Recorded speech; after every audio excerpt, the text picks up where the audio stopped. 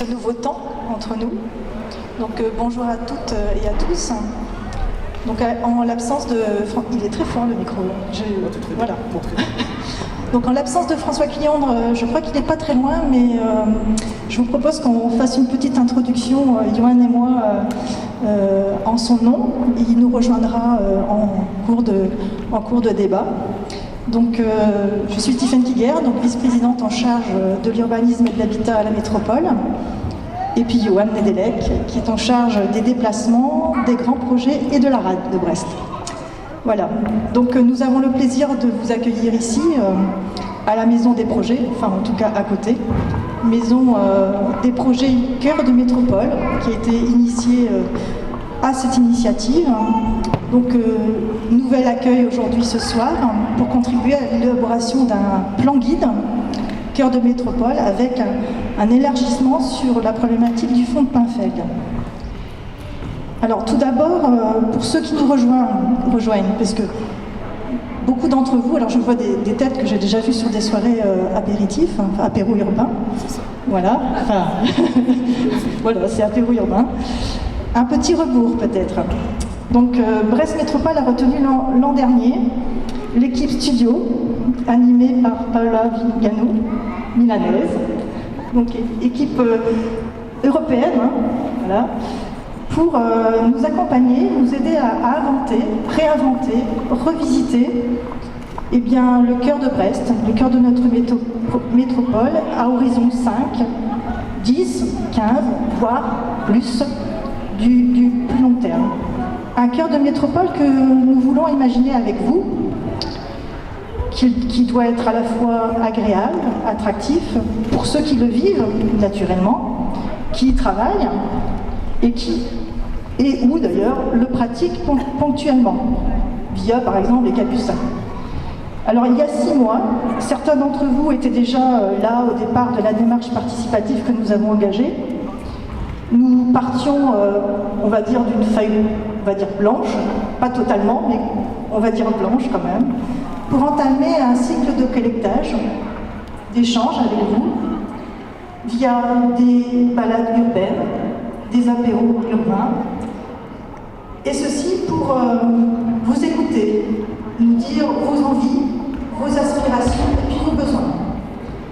Il s'agit toujours de co-construire une vision urbaine à moyen, enfin court, moyen et long terme avec vous, acteurs citoyens, acteurs des différents univers qui composent une ville, que vous soyez institutionnels ou associatifs, acteurs économiques, culturels, sportifs, sociaux, anciens, jeunes. Nous avons aussi eu des échanges avec les seniors et puis les étudiants. Enfin, un spectre large de ce qui compose la vie, l'incarnation de la vie que vous représentez ce soir. Parallèlement à cette démarche d'échange, la réflexion s'est aussi nourrie de regards d'étudiants, français et étrangers, qui ont imaginé, par exemple, le devenir du site de la gare, puisqu'en fait, quand on parle de cœur de métropole, on ne parle pas forcément que fonds de Pinfeld. Nous avons aussi un regard sur la métropole, voilà, la définition du cœur de métropole, et on a des sites stratégiques, dont la gare. Donc cet exercice, en fait, perpétue un cycle de collaboration universitaire, faisant du cœur de métropole un véritable, finalement, support d'études et de projets, d'où l'opportunité. Aujourd'hui, nous voyons quelques résultats, d'ailleurs vous pourrez aller les déambuler dans la maison des projets cœur de métropole, et vous verrez les résultats qu'ont porté le regard des étudiants sur ce parcours commun, sur la gare. Voilà. Johan, tu prends le relais ? Merci Tiffaine, même si tu as dit quasiment l'essentiel des choses. Bonsoir à toutes et à tous. En tant que vice-président au grand projet, c'est vrai que les Capucins, le cœur de métropole, ce sont des grands projets structurants qui ont commencé déjà depuis plusieurs mois, depuis 6 mois maintenant, avec ces échanges, cette concertation. Et il faut remercier les participants, certains sont présents ici dans cet espace. Vous remercier d'avoir participé pendant toute cette période à construire, à co-construire dans cette concertation. Remercier bien sûr, et Tiffaine l'a dit, studio avec Paola Vigano et toute son équipe pour cette implication pour Brest et sa métropole. Alors, c'est une image, c'est un diagnostic qui va être rendu ce soir, donc avec 6 possibilités, 6 thèmes, 6 thématiques. Et il nous appartient aussi d'avoir hâte de voir vos réactions dans ce qui va être présenté à l'issue de ces présentations-là. Et puis, cette première étape est en fait la deuxième étape maintenant, parce que c'est aussi ça, ça ne s'arrête pas maintenant, ça continue. Il y aura une deuxième étape avec une ouverture aussi pour Brest à d'autres étudiants. Tiffaine en a parlé, nous sommes prêts à accueillir une quarantaine d'étudiants français, italiens, suisses, qui vont travailler sur, et là aussi Tiffaine l'a dit, des éléments, c'est pas les mêmes, mais sur des éléments stratégiques, des images et des diagnostics stratégiques sur notre cœur de métropole. Ils vont travailler en concertation pour façonner, proposer et dessiner les contours de notre cœur de métropole dans les années qui viennent, donc à horizon 10, 20 et 30 ans, puisque le propre des politiques, c'est justement de ne pas s'arrêter au moyen terme, au court terme, c'est de voir le plus loin possible et éviter que nos successeurs, nos enfants, petits-enfants, disent dans 20, 30, 40 ans quelle idiotie, il aurait fallu penser différemment ou anticiper sur telle ou telle chose. Donc c'est bien le cœur de Métropole, le cœur de notre projet, de nos travaux avec vous, et c'est pour cela que nous vous accueillons ce soir ici pour ce diagnostic devant cette maison des projets. J'espère que vous avez toutes et tous eu l'occasion d'y passer. C'est l'endroit où on présente plein de choses. Il y avait récemment encore la maquette du Haut-de-Jaurès, pour celles et ceux qui ont pu la voir. C'était très instructif, très intéressant, cette construction aussi avec les habitants. Cette maison des projets, c'est votre maison, c'est votre maison, c'est pour tous les projets qui constituent ceux de la métropole. Voilà ce que je voulais dire, Tiffaine. Et maintenant, je laisse la place en vous souhaitant une très bonne soirée, bien sûr, et une bonne restitution du diagnostic. Et maintenant, la parole à Paola Vigano. Juste pour vous préciser qu'après, Paola va nous poser son diagnostic, sa vision, en fait, de notre cœur de métropole. Il sera laissé le débat. On attendra de vous de la réaction. Voilà. Et ensuite, on aura un petit moment de convivialité ensemble. Paola, je te laisse la main.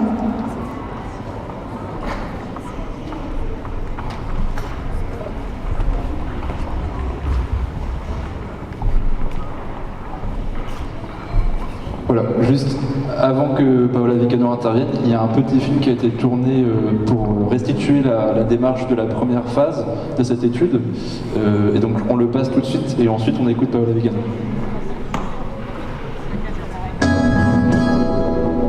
La démarche Cœur de Métropole Fonds de Pinfeld est une réflexion globale pour imaginer les évolutions de la ville dans 5, 10, 15 et 20 ans. Tout au long du processus, les habitants sont conviés à cette concertation. Le fonds de Pinfeld, qui est derrière nous, est au cœur de l'agglomération brestoise. La Marine nationale, demain, n'en aura plus usage, et bien entendu, nous ne pouvons pas rester indifférents à son avenir.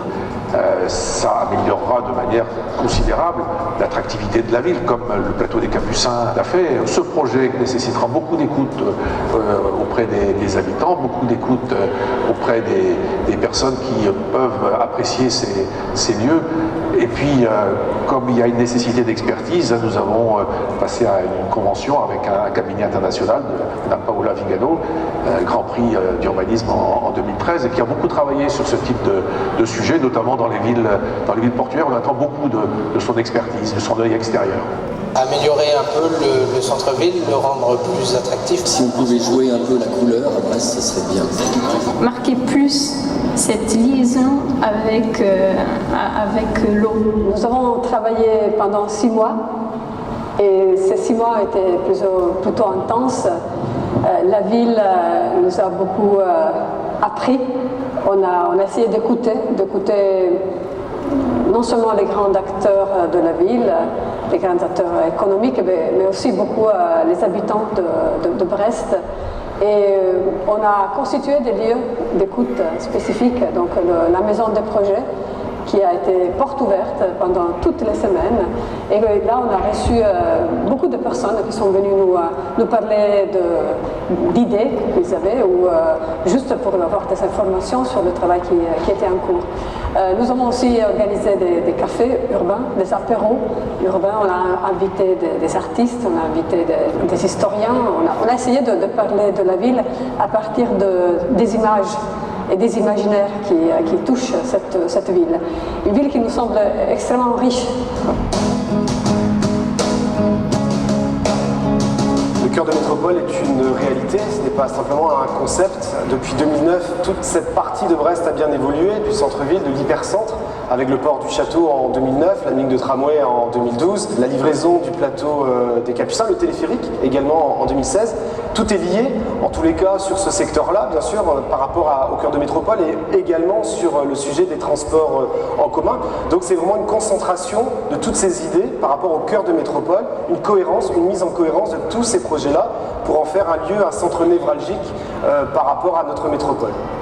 Sortir un peu la voiture de la ville pour pouvoir y accéder à vélo, à pied. Moi, avant de venir à Brest, j'avais un peu les remarques de tous les côtés. Oh, tu vas à Brest, la ville grise, il n'y a rien à faire et autres. Et au final, je pense exactement tout le contraire en arrivant ici. Donc, c'est une ville très minérale et il faudrait faire rentrer la nature dans la ville.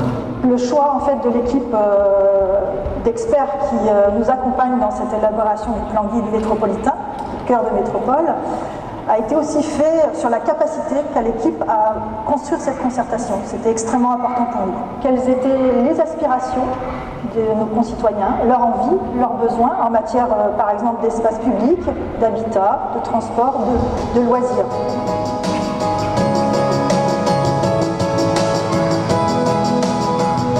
L'enjeu est d'analyser les projets en cours, les projets à venir, et puis les attentes des habitants, bien entendu, mais aussi des personnes qui travaillent sur ce cœur de métropole, et au-delà même, tous ceux qui peuvent fréquenter ce cœur de métropole. Donc un enjeu fondamental pour l'avenir de Brest et de son agglomération.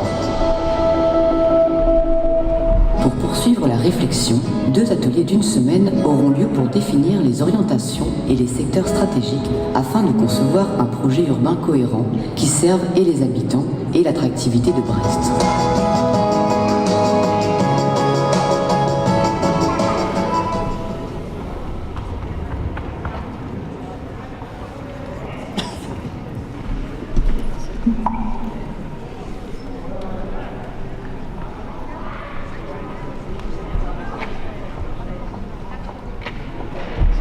Donc merci d'être ici, si nombreux, ça fait beaucoup de plaisir. Comme nous fait beaucoup de plaisir être à Brest et travailler sur cette ville, pour des raisons que je n'arrive pas vraiment totalement à définir, mais on est très content de travailler à Brest. Je vous juste rappelle l'équipe qui travaille sur le cœur de métropole, qui est formée avec nous, avec Studio, par Idea Consult, qui est un cabinet bruxellois avec lequel on travaille assez souvent et qui s'occupe de questions socio-économiques. Nous avons aussi Scopic qui nous a accompagnés surtout dans la démarche de concertation participative. On a travaillé avec eux, et Aegis, le cabinet d'ingénieurs qui nous accompagne sur des questions techniques qu'on commence, disons, à entrevoir, mais qui vont surtout émerger dans la deuxième phase. Donc, avec cette équipe et avec la participation, votre participation, nous sommes aujourd'hui à moitié du chemin. Donc, je ne vais pas vous montrer ou vous parler de ma vision. Plutôt, on est en train de construire ensemble une vision qu'on espère partager. Et le travail duquel je vais surtout parler, le travail sur les images, c'est pour nous un point de départ d'un débat.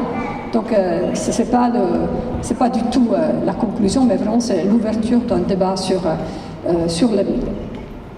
Alors, le diagnostic que nous avons préparé, il est structuré par une première partie qui concerne la construction d'un regard, comment on a commencé à regarder et à écouter la ville. Une deuxième partie dans laquelle nous avons collecté tous les projets qui sont en cours à tous les niveaux, disons, de détails ou d'études ou de projets déjà validés ou de premières idées pour essayer de comprendre quelle est déjà la vision qui est déjà là dans les projets qui sont en cours. Parce que ça, c'était absolument fondamental de ne pas confondre les quelques projets avec seulement des épisodes, des choix épisodiques, mais vraiment sont déjà l'expression d'intention et quelquefois de vision plutôt élaborée.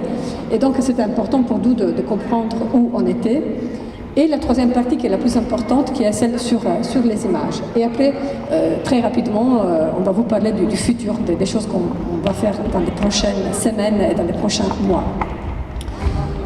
Donc, pour construire notre regard, nous avons marché dans la ville et nous avons marché aussi avec vous, avec les habitants qui ont participé à une série de promenades que nous avons réalisées, des promenades longues, des promenades plus rapides pour ceux qui n'avaient pas trop envie de marcher. Et pendant ces promenades, on a eu des moments très, très beaux. La fermeture du pont de l'Arte-Loire, par exemple, qui a été vécue par tous comme une réelle expérience, un point de vue sur la ville assez inédit. Nous avons récolté les premières impressions, les premières observations de la part des habitants qui nous semblent apprécier finalement ces moments de partage sur place. Et on aura dans le rapport que nous allons restituer une série de notes qui concernent les différentes idées, les différentes hypothèses, les suggestions qui sont arrivées pendant ces moments. Nous avons organisé des cafés et des apéros urbains qui ont été centrés sur les questions d'imaginaire et d'image de Brest. Nous avons aussi imaginé dans la semaine, dans chaque semaine, des moments qu'on a appelés de portes ouvertes. Il y avait un après-midi par semaine, dans lesquels soit l'équipe, soit des personnes de Brest Métropole ont été en contact avec des gens qui avaient envie soit d'en savoir plus, soit de laisser quelques suggestions. Et les suggestions par rapport, par exemple, maintenant c'est dommage parce que vous voyez très très peu et très petit, donc je vous raconte un petit peu les images. Et donc on va construire des cartes qui nous montrent les lieux significatifs qui ont été soulignés par chacun, soit des lieux où c'est bon se promener, soit des lieux qui sont problématiques pour de certaines raisons, soit des lieux à découvrir. Et donc une géographie de Brest qui va nourrir la continuation du projet. Nous avons aussi évidemment fait des séminaires un petit peu plus thématiques et des entretiens avec les acteurs aussi importants de la ville, par exemple les acteurs économiques mais aussi les acteurs universitaires, et avec eux nous avons parlé de la relation entre une ville très solidaire, comme c'est encore la ville de Brest, et la compétition entre villes. Comment essayer de mettre ensemble ces deux dimensions, ainsi que nous avons réfléchi sur la ville paysage, qui est une des images desquelles nous avons parlé, cette ville paysage qui nous semble être une ressource importante, non seulement pour la qualité de vie des citoyens, mais aussi du point de vue économique. Les paroles de ces acteurs sur le fond de Panfeld sont très, très nombreuses. Le fond de Panfeld suscite évidemment beaucoup de rêves, beaucoup d'attention. Le cœur de métropole est un petit peu moins attractif de ce point de vue. On a moins de rêves, moins de volonté. Ça, c'est une question intéressante. Du point de vue des imaginaires, c'est clair que la Panfeld agit à un niveau plus élevé du cœur, disons, de la partie du centre reconstruit. Et on a parlé du rôle cœur de métropole par rapport à la métropole de Brest, par rapport au pays de Brest. Quel est le rôle que ce cœur peut imaginer d'avoir? Une question qui a émergé est celle de la dissociation entre l'espace de l'économie et l'espace civique. Disons que les lieux de l'économie brestoise, des lieux importants, sont soit autour de l'aéroport, soit au Sénépolis, soit dans le technopole. C'est vrai que dans la ville de Brest, les économies, à part l'économie militaire qui est visible, les autres économies n'ont pas vraiment de représentativité et de représentation. Donc une période d'écoute qui va continuer jusqu'au bout, qui nous accompagne, et en même temps la construction donc du scénario qu'on appelait scénario zéro, c'est-à-dire le scénario qui est déjà là, qui nous parle d'un futur possible, tout simplement si on va réaliser ce qui est déjà en cours, ce qui a été déjà discuté. Alors nous avons là une série de projets qui sont par exemple des projets qui concernent les quartiers autour de la Panfeld, qui concernent recouvrance, qui concernent des espaces publics, qui concernent les premiers éperons. Donc une série de projets. Il y a aussi des projets citoyens qui concernent surtout les espaces publics, les espaces verts, la relation avec l'eau, les jardins sur les falaises. Donc il y a là vraiment une attention forte au thème de l'espace public et de l'espace vert en ville. Et après, on a commencé à construire des cartes dans lesquelles on a mis tous ces projets. Et ces cartes concernent, comme je disais, tous les différents niveaux de projets. Et ces cartes nous montrent qu'il y a une certaine accumulation de projets dans le cœur de métropole le long de la Panfeld. Pas exactement sur la Panfeld, mais disons pas loin de la Panfeld, et en tout cas le long de la Panfeld. C'est un petit peu comme si la Panfeld, même d'une façon subliminale, commence à devenir un élément structurant du cœur de métropole et de la métropole. Ici, vous pouvez reconnaître aussi les projets sur les transports en commun, les nouvelles lignes de transport en commun, ainsi que les projets sur le campus, le Gouguin par exemple, ou la requalification de recouvrance sur Bellevue, etc. Une série de projets qui sont à des différentes étapes de définition. Si on ajoute le travail que nous sommes aujourd'hui en train de réaliser, c'est clair, donc avec le cœur de métropole et la Panfeld, on commence à voir une cohérence émerger, c'est-à-dire la prise en compte de la Panfeld avec son épaisseur urbain. Donc la Panfeld n'est pas que juste l'espace occupé par l'eau, c'est même pas que l'espace occupé par les militaires. La Panfeld joue un rôle plus important comme élément structurant, comme élément de lisibilité de la ville à une échelle plus importante. Et ce n'est pas que la Panfeld, c'est une série d'espaces verts qui concernent aussi les vallons, et donc une série de parcs qu'on peut imaginer à partir donc de cette centralité de la Panfeld. Mais c'est beaucoup de projets ou c'est peu de projets? Alors pour comprendre ça, on a essayé de contextualiser ce scénario zéro qui met la Panfeld au cœur de beaucoup de projets, de le contextualiser à l'intérieur de la métropole de Brest et du pays de Brest. C'est-à-dire qu'on est quand même, si on regarde la dernière image, là, le petit cercle, le cœur de métropole à l'intérieur de Brest, à l'intérieur de Brest Métropole et du pays de Brest. Donc on a des seuils, des quantités d'habitants, d'activités, d'emplois qui varient considérablement. La chose qu'on peut dire, une fois qu'on a contextualisé ça, et je vous montrerai quelques images aussi sur les projets en cours à une échelle plus large, mais ce qui émerge, c'est que le cœur reste le pôle majeur d'emploi, mais perd du poids par rapport à d'autres lieux de centralité d'activité, comme donc le nord-est de Brest, par exemple, autour donc de l'aéroport. Et toutefois, il reste le support des fonctions administratives et de la plupart des infrastructures de la connaissance. Donc, par rapport au pays de Brest, ce cœur de métropole perd un petit peu d'attractivité, mais reste fondamental pour une série d'activités et d'institutions. Et donc, disons, c'est un point d'attention qu'il faut considérer. Parce que si on regarde à l'échelle plus large, on voit une quantité de projets qui sont en cours.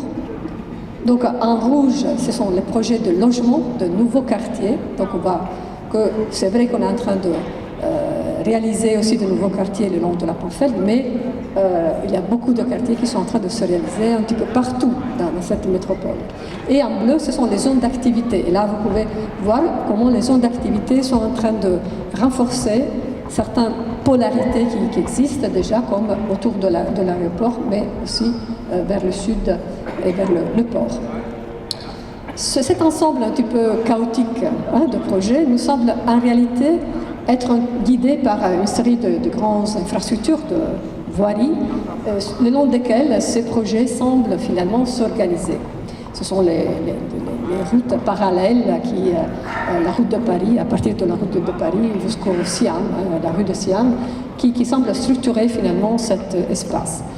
Mais peut-être, ce qui est assez normal, les grandes voiries, mais peut-être qu'on peut interpréter cet ensemble de projets aussi différemment, c'est-à-dire les référer plutôt à une série de cours d'eau, comme c'est le cas de la Pamphèle qui reste au centre, le long de laquelle, comme on a vu, on peut reconnaître donc cette densité, cette intensité de nouveaux projets.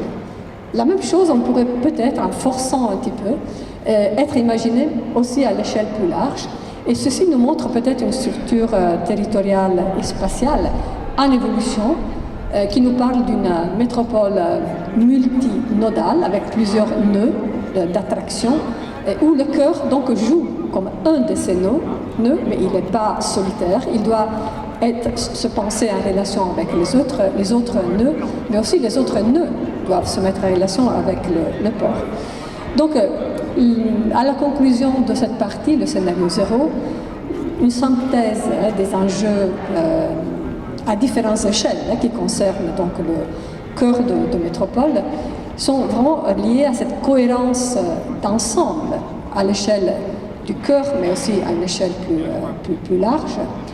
On voit bien l'amorce d'un rapport renouvelé avec la Pamphèle, donc on a vu beaucoup de projets le long de la Pamphèle, une pression citoyenne pour amener plus de nature en ville. Tous les projets citoyens sont des projets qui concernent l'espace public et l'espace vert.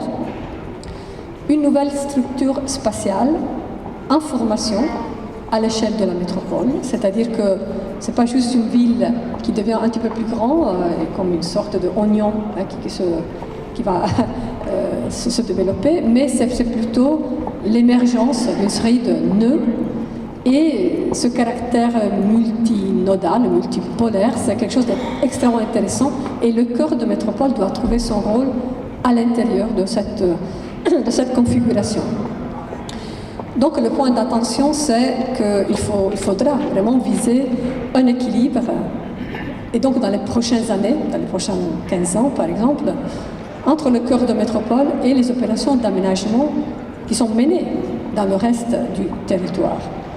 Et la prise en compte, c'est peut-être le moment de prendre en compte cette nouvelle structure spatiale métropolitaine et de son caractère polycentrique et de faire quelque chose avec ça. C'est-à-dire, par exemple, valoriser ces cours d'eau le long desquels on peut imaginer de lire les nouveaux projets. Je rentre dans la troisième partie, celle qui va prendre un petit peu plus de temps, qui est cette partie qui parle des images, des imaginaires de Brest, et nous avons synthétisé ces images dans une série, 6 images, desquelles on va parler et que j'aimerais bien discuter avec vous. Ces images sont des images porteuses du futur pour nous, on vous les propose comme ça, quelquefois parce qu'on veut les détruire, parce qu'on veut les abandonner, on veut les laisser vraiment derrière nous. Quelquefois parce qu'elles contiennent peut-être de nouvelles hypothèses, de points de vue différents. Et donc, ce sera intéressant de comparer et utiliser de façon différente les 6 images. Alors, juste un mot sur cette attention aux images. Ces images sont des représentations mentales. Hein. On utilise le terme pour dire ce qu'on a dans notre tête quand on pense à Brest, quelles sont les images qu'on a, et quand on pense au futur de Brest. Les images jouent un rôle très important et porteur dans le dessin de ville.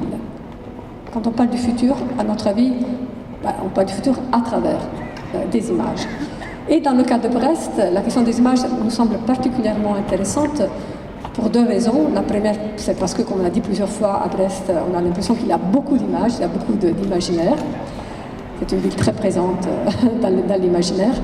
Mais aussi parce que les projets, comme celui dans lequel nous sommes, le plateau du Capucin, a été justement un projet capable de modifier l'image précédente de Brest. Et donc cette capacité d'un projet, de quelque chose qui concerne une transformation et le futur, de changer la façon de penser, d'interpréter, de regarder la ville, ça me semble très important.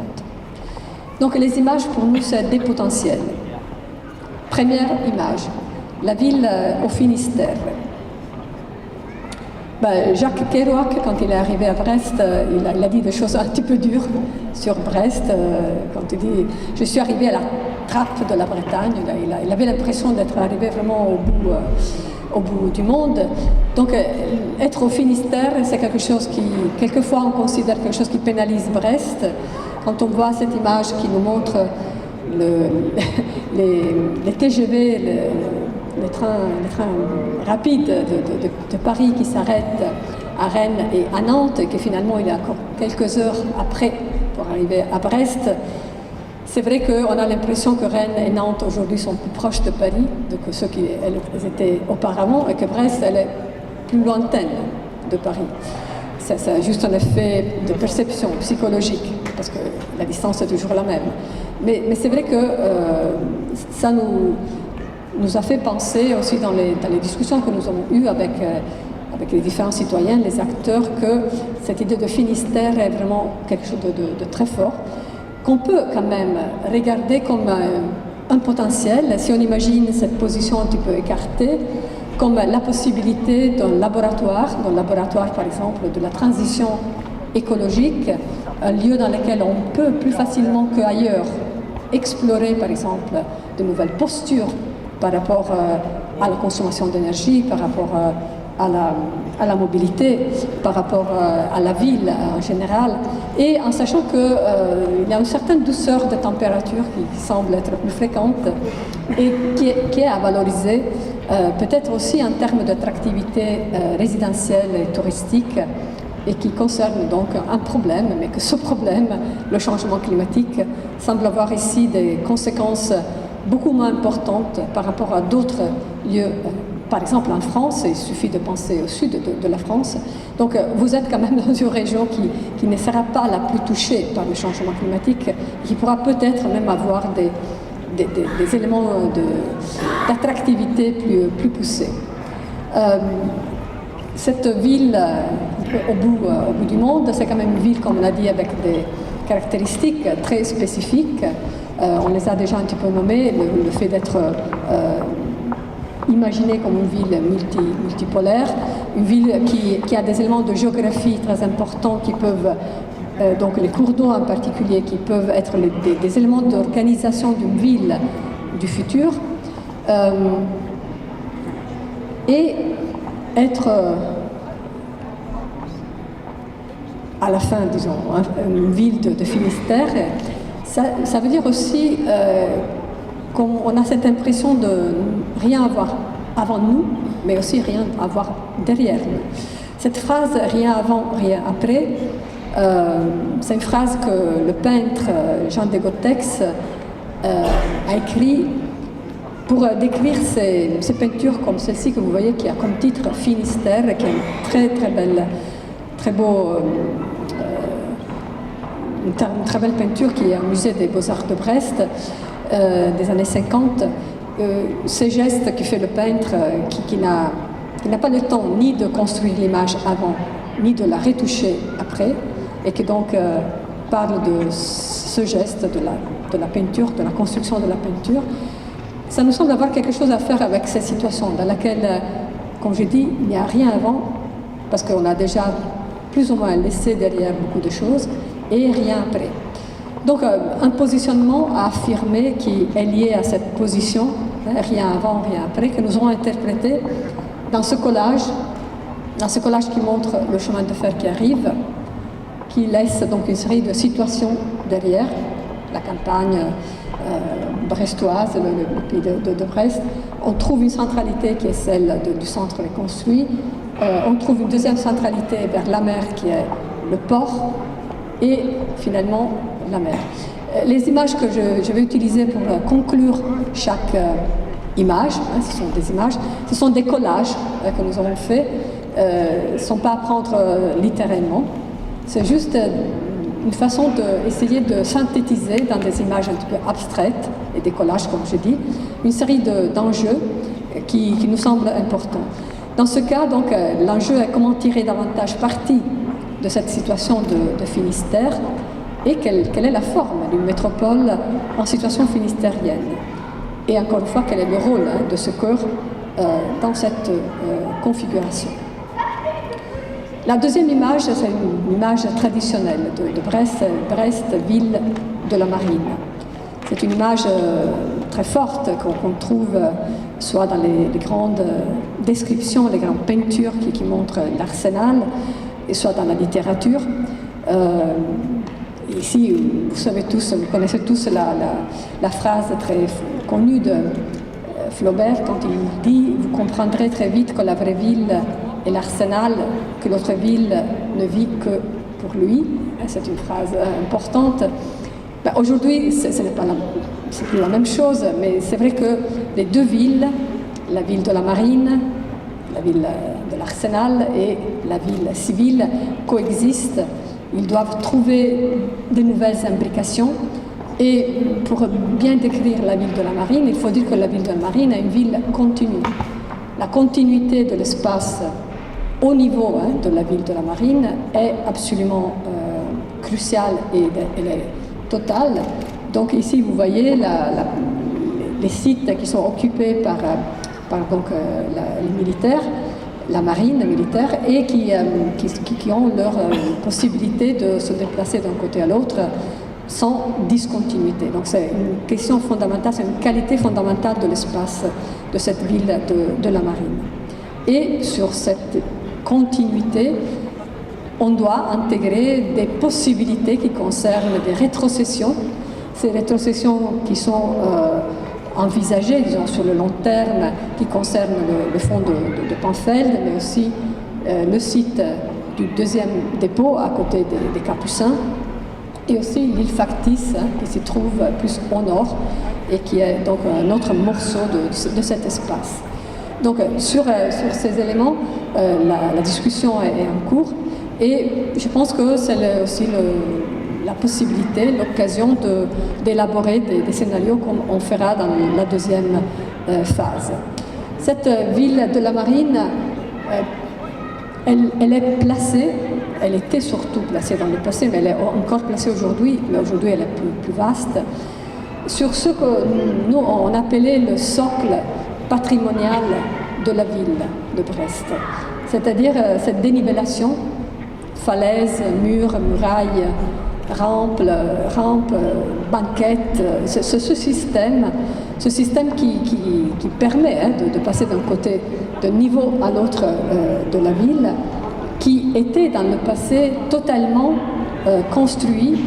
Et vous connaissez peut-être cette image, et je remercie l'historien de la marine, que je pense était un des premiers qui nous a montré ça, qui était aussi un support du bâti. On avait les corderies, on avait les différents dépôts à différents niveaux. Et donc je reviens à cette image est sans les bâtiments, mais le socle patrimonial, il est encore là. Et c'est quelque chose sur lequel une ville comme Brest qui a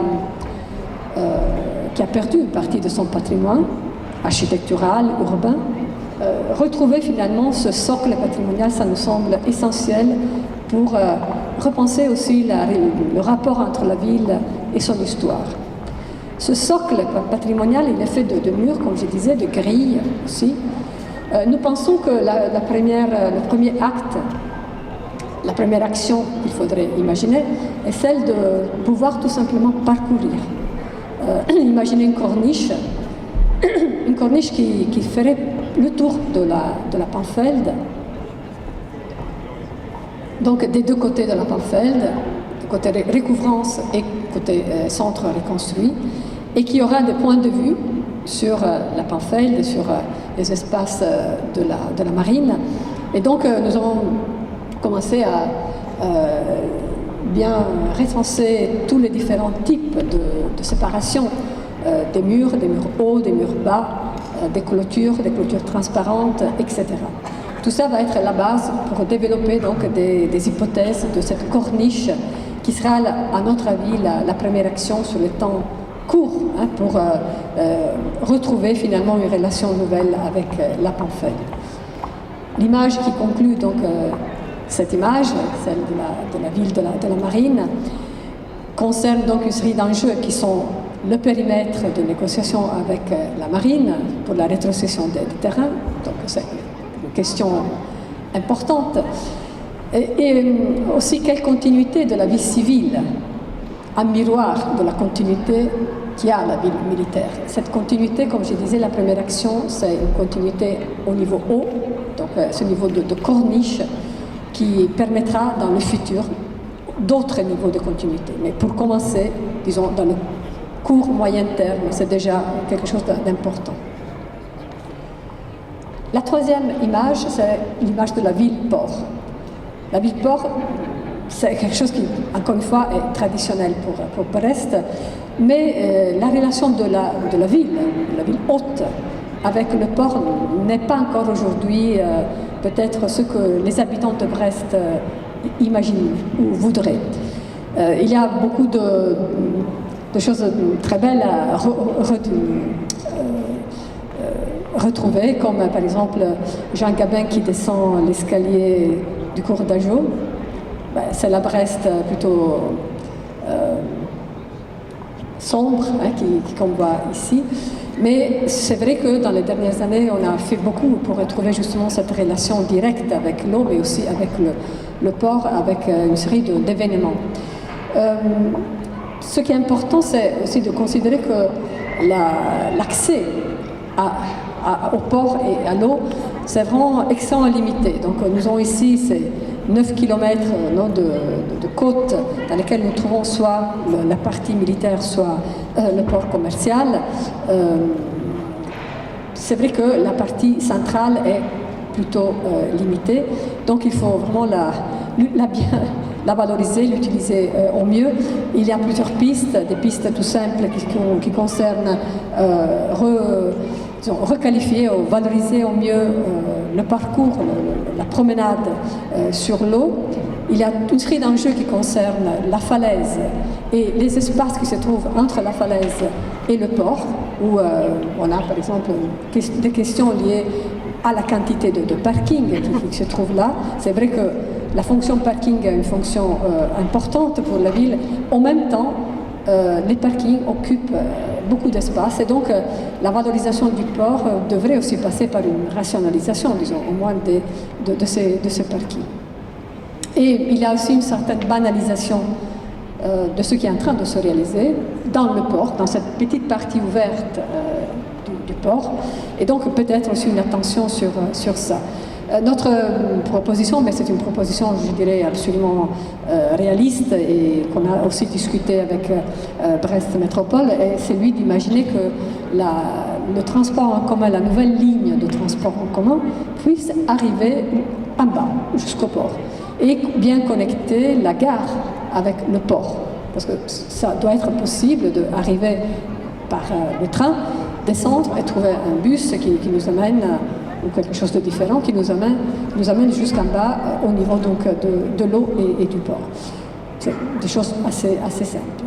mais aussi le port et la relation avec la gare, ça nous semble un enjeu extrêmement important sur lequel on va revenir.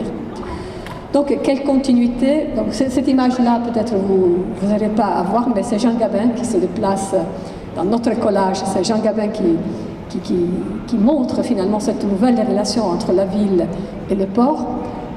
Il trouve des points de descente au port. Il peut trouver un ascenseur qui descend au port.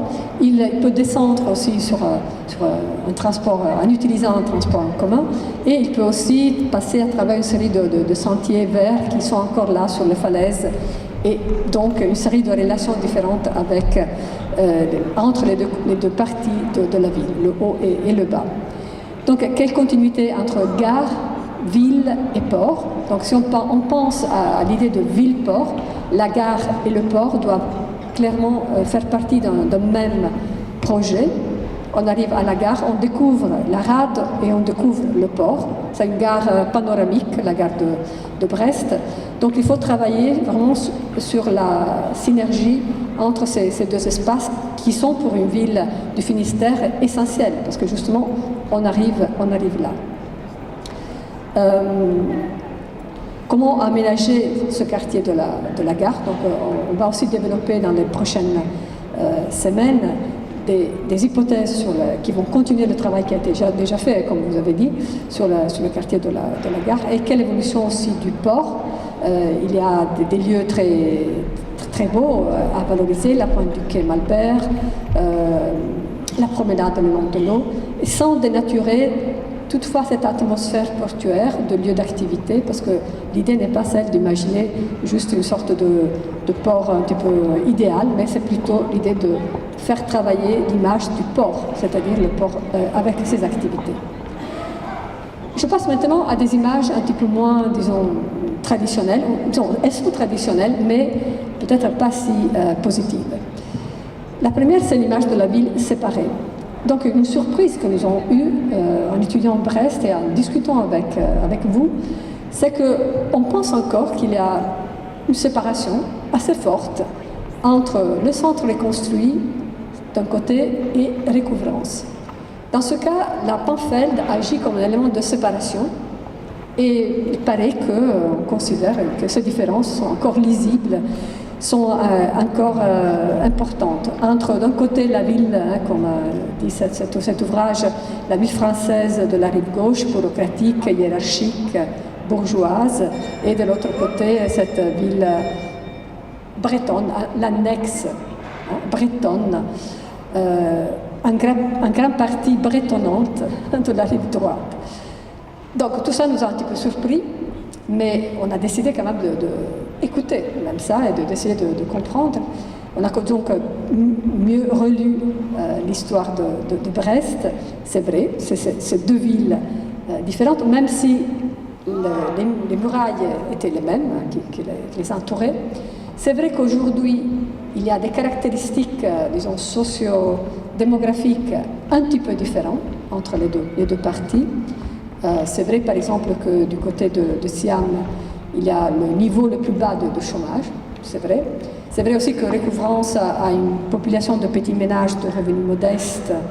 C'est un petit peu un quartier d'accueil des nouveaux Brestois.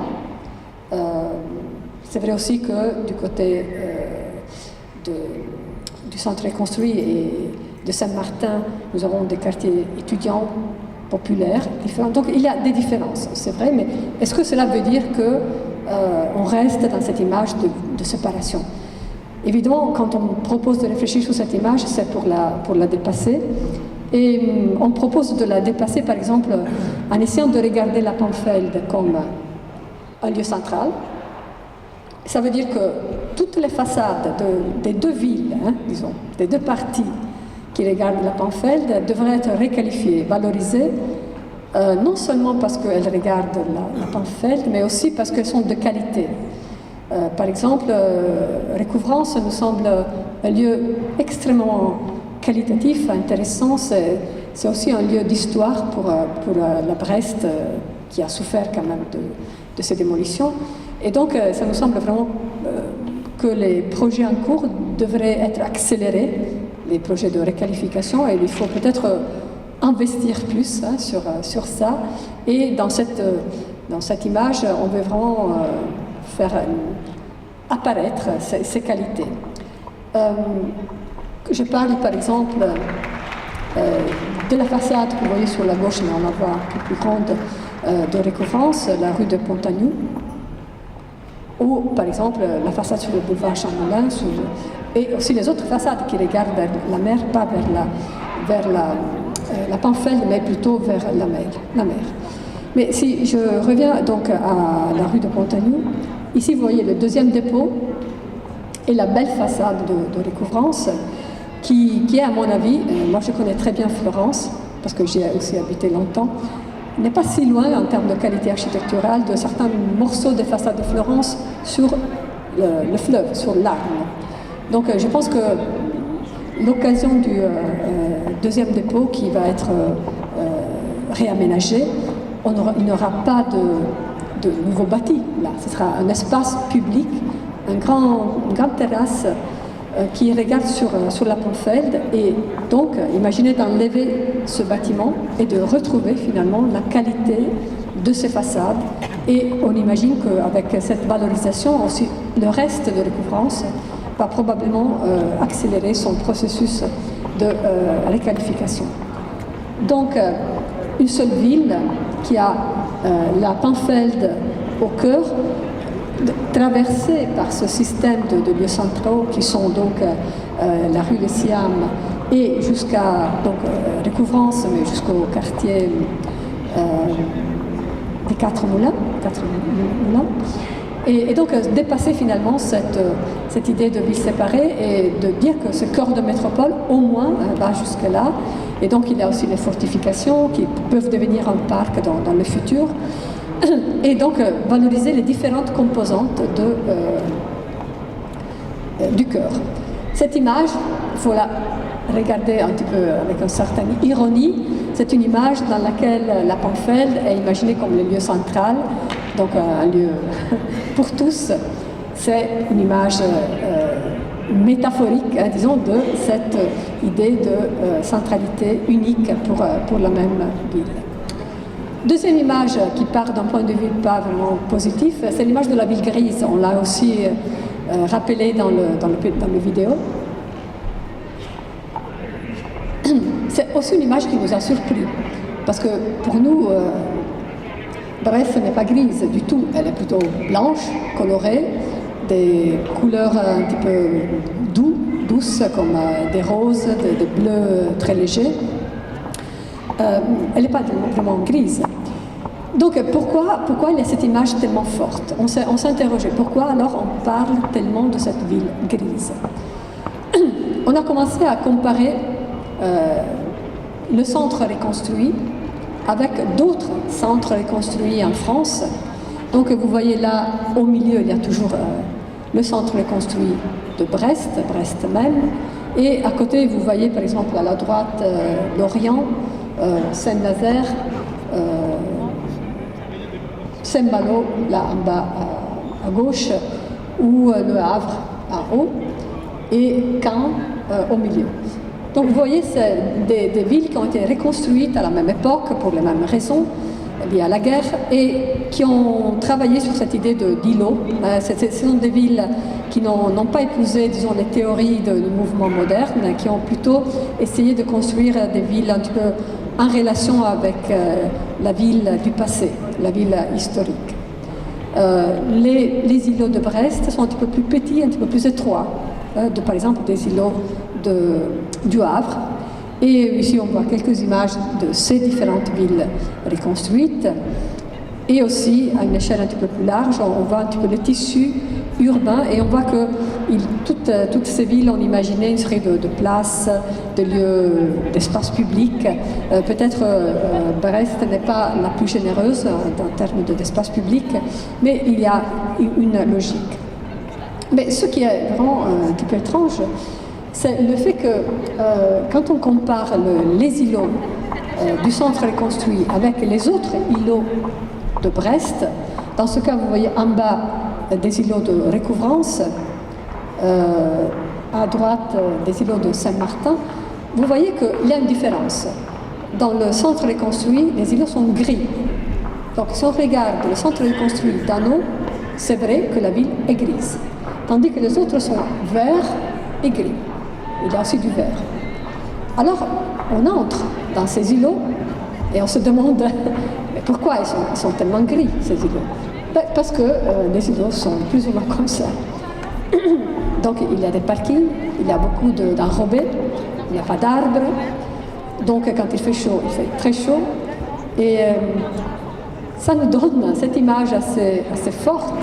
Ça, c'est le centre reconstruit, ce sont les 60 hectares du centre reconstruit. C'est une grande plaque bétonnée. En blanc, vous voyez les seuls espaces, disons, perméables dans le centre reconstruit. Et ça, c'est un problème. Ça ouvre à beaucoup de réflexions que nous allons toucher aussi dans les prochains projets, dans les prochaines explorations.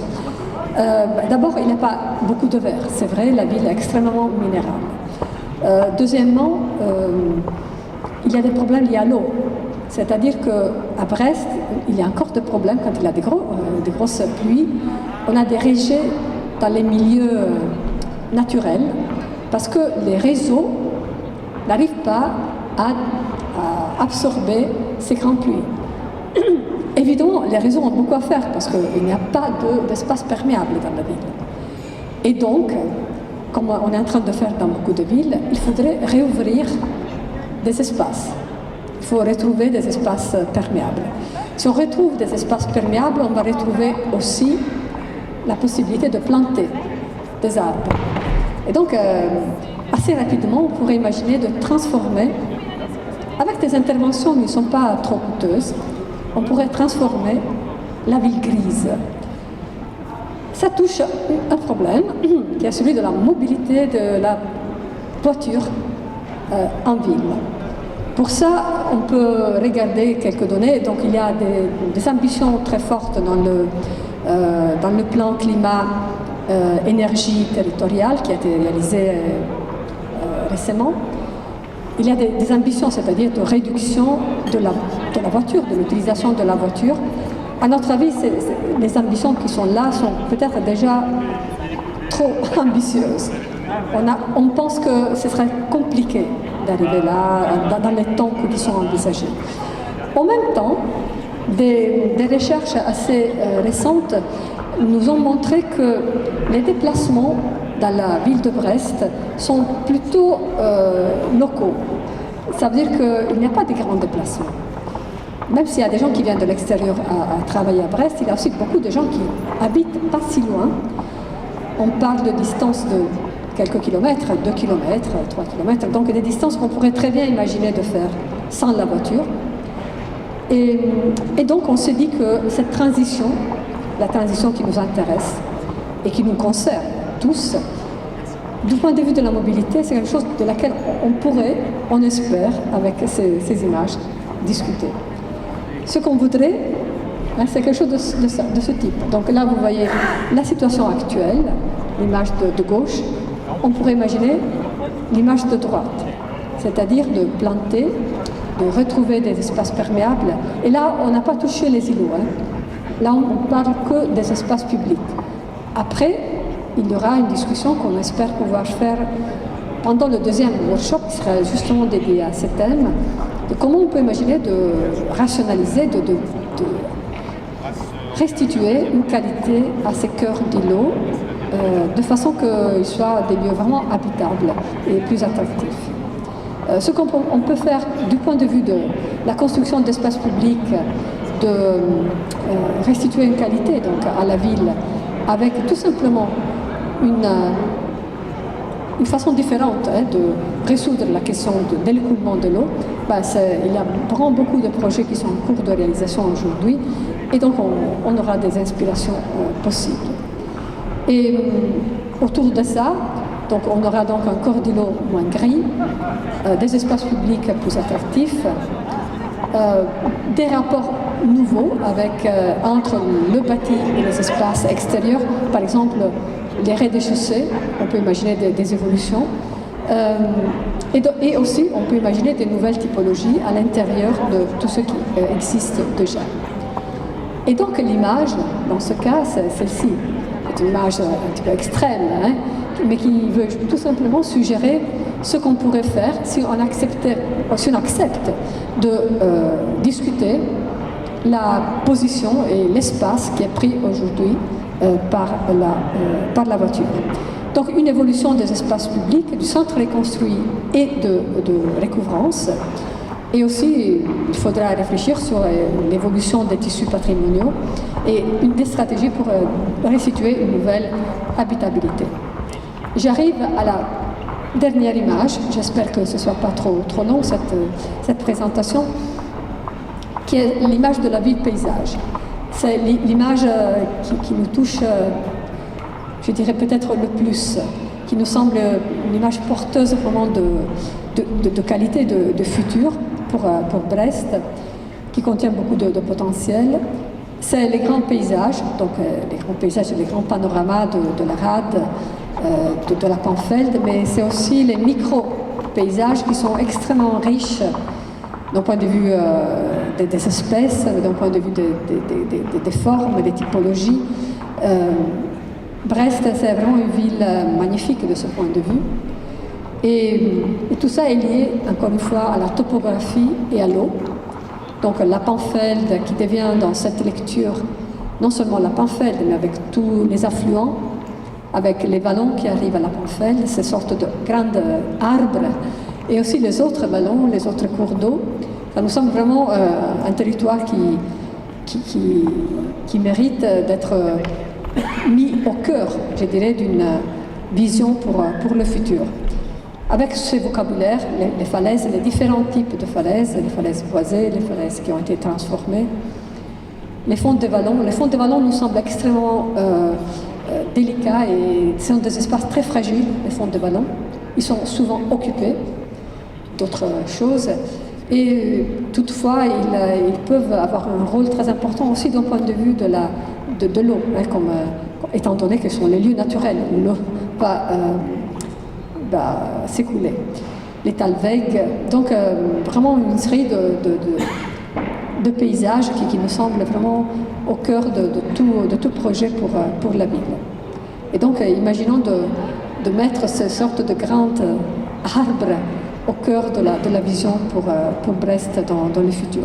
Ce grand arbre, c'est justement cet élément central de cette nouvelle structure spatiale de la métropole. Donc celui au centre, c'est la Panfeld avec ses vallons, avec ses affluents et avec les axes routiers qui la traversent. La ville paysage n'est pas que les grands paysages et les micro-paysages naturels, c'est aussi cette ville qui a été transformée et construite par ces grands travaux comme par exemple les grands travaux qui ont concerné la construction de l'arsenal. Et là, on a commencé à détailler avec une série de coupes qui vont nous être utiles pendant le workshop pour commencer à dessiner donc, cette corniche. Ici, c'est le cours d'Ageau, c'est un espace public qui existe déjà, mais qui ne fonctionne pas trop bien. Donc il faudra aussi mieux comprendre pourquoi ce lieu magnifique, panoramique, n'est pas vraiment un lieu très fréquenté. Ça, c'est quelque chose que moi, je ne comprends pas encore trop bien. Ici, une coupe qui traverse la Panfeld, et on voit par exemple les banquettes, hein, ces espaces à mi-hauteur entre le boulevard Jean Moulin et le fond de Panfeld. Il y a ces espaces qui, peut-être, dans le passé, c'était des espaces sur lesquels on avait bâti, et aujourd'hui, elles sont là, sont des niveaux intermédiaires, et une série d'autres points de sections de coupe. Par exemple, ici, c'est une coupe côté du bâtiment au Lion. Donc, vous voyez le bâtiment au Lion, il y a les façades de recouvrance qui sont visibles par là, et le bâtiment au Lion, donc cet espace magnifique qui a été restauré et qui sera un des lieux qui font partie de ce parcours. Donc l'image de la ville paysage, c'est une image qui évoque ce socle patrimonial et la corniche du boulevard Jean Moulin, dans lequel on pourrait avoir cette ville militaire qui continue à travailler et sur laquelle on pourra dans le temps imaginer d'arriver à différents niveaux et de profiter des différents niveaux. Voilà donc ces images qui sont, à notre avis, soit parce qu'on veut les critiquer, soit parce qu'on imagine de les porter, sont des images de potentiel pour une vision pour Brest. Et sont des images qui sont sorties de nos conversations, de nos discussions, de nos promenades, de nos lectures. Pour moi, ce n'est pas nos images, c'est des images qu'on a un petit peu retenues. Et ce n'est pas des images parmi lesquelles choisir, c'est juste des images qui nous ouvrent à des futurs possibles. Et j'espère qu'on pourra les discuter. Donc tout ça annonce la deuxième partie de notre travail qui a comme titre « Dessiner la transition ». Donc la question de la transition, on espère qu'elle ne soit pas là juste d'une façon rhétorique, mais qu'on puisse vraiment, avec cette vision, avec ces projets, dessiner la transition, essayer de comprendre comment concrètement on peut modifier la ville en fonction aussi de thèmes qui concernent la mobilité, qui concernent l'eau, qui concernent l'énergie, la qualité des espaces publics et aussi la qualité de vie en général pour les habitants. Nous proposons des thèmes stratégiques, deux niveaux de projet, des espaces stratégiques à l'échelle métropolitaine avec trois grands thèmes, un système métropolitain de parcs, disons cet ensemble d'espaces verts qui concerne les rives de Panfeld, les vallons qui arrivent jusqu'au fond de Panfeld et l'île factice dans le long terme, un système de parcs. Un système aussi d'accessibilité métropolitaine, c'est vraiment l'espace gare-port pour reconstituer cette ville-port, refonder cette image de la ville-port. Et les nouvelles façades métropolitaines comme façon non seulement de requalifier certains morceaux de ville, mais aussi de connecter les deux côtés de la Panfeld à travers ces systèmes de façades. Des espaces qui sont indiqués de façon très sommaire, juste pour dire les lieux de l'élaboration de projets. Et le deuxième niveau de projet, c'est un projet diffus d'habitabilité. Le grand objectif de ce type de projet diffus d'habitabilité, est dépasser l'image de la ville grise, faire de la ville grise un cœur vert, vivant et cosmopolitain. Les stratégies sont des stratégies multiples, améliorer la qualité des espaces verts et publics, comme je viens de dire, augmenter les espaces perméables pour gérer donc les eaux pluviales, dessiner l'espace pour impulser des nouveaux comportements. Quelquefois, l'espace peut nous aider aussi à changer un petit peu nos comportements. Dans ce cas lié à la mobilité, retrouver la nature en ville en requalifiant l'espace public et aussi les cœurs d'îlots, et injecter de la mixité programmatique, donc d'activités et typologiques dans le tissu, dans les tissus, pour les revitaliser. Et pour cette raison, donc, nous allons travailler sur quelques îlots. On appelait ça biographie de Nilo. On espère arriver à faire ça. Donc les prochaines occasions sont ces ateliers avec les 40 étudiants qui ont été déjà rappelés. Mois de mai, la troisième semaine de mai, sur les espaces stratégiques avec l'Institut de géoarchitecture de Brest, le PFL de Lausanne, le Polytechnique de Turin. Et la semaine suivante, 2 semaines suivantes, le nouveau workshop sur un grand projet diffus d'habitabilité. Là, on n'aura pas d'étudiants, mais ce sera plutôt l'équipe avec tous les acteurs qui sont intéressés à discuter ce grand projet diffus d'habitabilité. Je pense que c'est la dernière, on a 2 fois. Ah oui, qu'est-ce que tu veux ajouter ? Une petite précision donc, concernant l'atelier du 18 au 25 mai. Donc on recherche 40 personnes pour participer. Et ces 40 personnes-là, elles pourraient participer à la fois, elles sont invitées à participer à la fois aux promenades qu'on va organiser, qui auront lieu le dimanche, le dimanche 18 mai matin, et à un atelier de travail qui aura lieu le lundi 19 mai au soir. Donc on ne ferme pas la possibilité de participation aux gens qui veulent venir, par exemple à la promenade le dimanche 18. Par contre, on recherche 40 personnes qui seraient intéressées pour participer à la fois aux promenades le dimanche 18 et à la fois à un atelier de travail le lundi 19. Donc les personnes qui sont intéressées, on leur propose de s'inscrire. Il y a une liste qui est sur la table qui est là-bas, au fond de la salle. Voilà. Et donc il y aura aussi une restitution le samedi 25 mai, et des portes ouvertes qui auront lieu. En fait, on aura une semaine de portes ouvertes ici, où on travaillera ici, l'équipe de studio avec les étudiants, et vous êtes invités à venir un peu quand vous voulez pour vous renseigner, pour échanger, pour contribuer. Et dernière chose, on recherche également des personnes pour accueillir les étudiants. Donc si vous avez on aimerait bien que les étudiants soient insérés dans le contexte brestois et aussi logés, qu'ils puissent échanger avec les personnes. Donc si jamais vous êtes intéressé, qu'est-ce qui peut prendre, vous venez nous voir pour vous manifester. Voilà.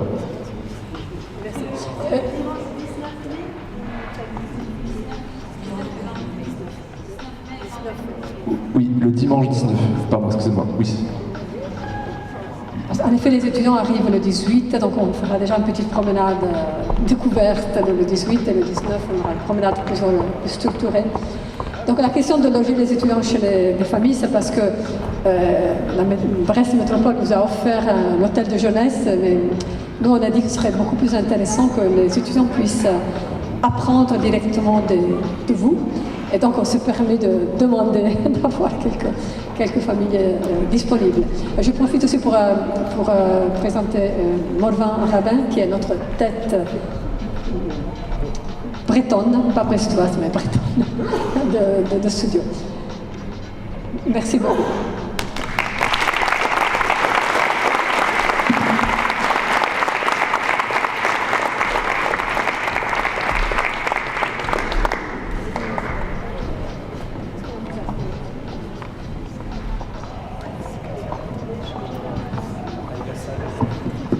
Donc évidemment, s'il y a des questions, s'il y a des commentaires, s'il y a des critiques, nous sommes ici. Est-ce qu'il y a un micro qui circule ? Il y a un micro qui se balade avec le... On a un de chaque côté.